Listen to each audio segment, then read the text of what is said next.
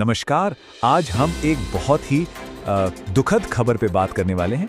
ये खबर उधमपुर जिले से है, जहां एक बहुत ही दर्दनाक बस हादसा हुआ है।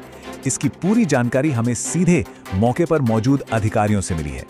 तो चलिए सबसे पहले ये समझते हैं कि आखिर ये हादसा हुआ कैसे और कहां। देखिए, ये घटना कघोट इलाके की है, जहां एक पैसेंजर बस एक बहुत ही भयानक दुर्घटना का शिकार हो गई। अच्छा, ये जो बस थी, इसका रजिस्ट्रेशन नंबर था JK14D2121। ये रामनगर से उधमपुर की तरफ जा रही थी और पूरी तरह से यात्रियों से भरी हुई थी। अब हुआ ये कि कगोड़ मोड़ नाम की एक जगह है, और पहाड़ी रास्तों पर ऐसे मोड़ कितने खतरनाक होते हैं। बस ऐसा लगता है कि वहीं पे ड्राइवर का कंट्रोल छूट गया और बस सीधे, सोचिए, 60 से 70 फुट गहरी खाई में जा गिरी। और ये हादसा और भी ज्यादा भयानक तब हो गया जब खाई में गिरते वक्त वो बस नीचे सड़क से गुजर रहे एक ऑटो रिक्शा के ऊपर जा गिरी। मतलब एक ही वक्त पर दोहरी त्रासदी। इस एक टक्कर ने सब कुछ और भी ज्यादा विनाशकारी बना दिया। अब आते हैं इस हादसे के सबसे दर्दनाक पहलू पर, यानी जानमाल का जो नुकसान हुआ है उस पर। अधिकारियों ने जो बताया है उसके मुताबिक मौके पर ही कई जानें चली गई। जो ऑफिशियल कंफर्मेशन है उसके हिसाब से इस दुर्घटना में 15 लोगों की मौत हो गई। ये सिर्फ एक नंबर नहीं है, ये 15 परिवार हैं जिनका सब कुछ उजड़ गया। ये आंकड़ा इस हादसे की गंभीरता को बताता है। जान गंवाने वालों के अलावा कई लोग बहुत गंभीर रूप से घायल भी हुए। फौरन ही एक बड़ा रेस्क्यू ऑपरेशन शुरू किया गया और घायलों को पास के अस्पतालों में पहुंचाया गया। करीब 20 घायलों को रामनगर हॉस्पिटल ले जाया गया और लगभग 17 लोग जिन्हें बेहतर इलाज की जरूरत थी, उन्हें जीएमसी उधमपुर में एडमिट कराया गया। प्रशासन ने पक्का किया कि उनकी देखरेख सबसे पहली प्राथमिकता हो।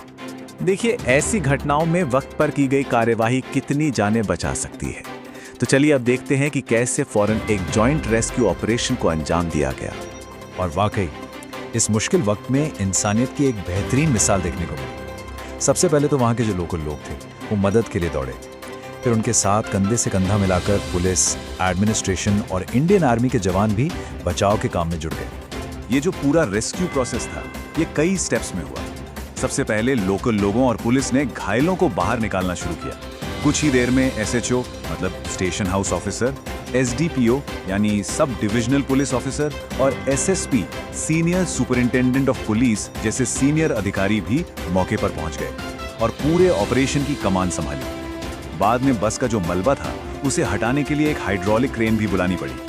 अच्छा, अब ये भी देख लेते हैं कि एडमिनिस्ट्रेशन का क्या रिस्पांस रहा। उन्होंने इस पूरी सिचुएशन को कैसे हैंडल किया और पीड़ितों के परिवारों के लिए क्या कहा।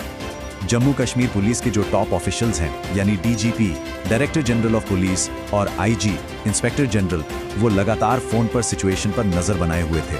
उनका पूरा फोकस बस इस बात पर था कि घायलों को हर तरह की मेडिकल हेल्प मिलनी चाहिए, जल्दी से जल्दी।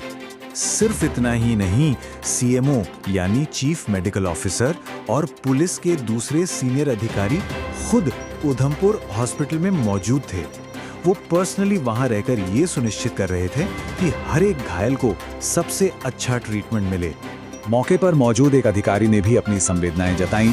उन्होंने कहा, जिनके परिवारों के लोग गए हैं, हम उनके साथ हैं।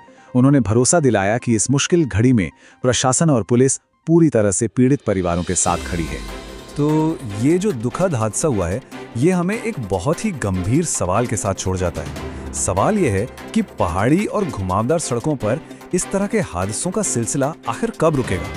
इन्हें रोकने के लिए क्या ठोस कदम उठाए जाने चाहिए? ये एक ऐसा सवाल है जिस पर हम सबको सोचना बहुत जरूरी है।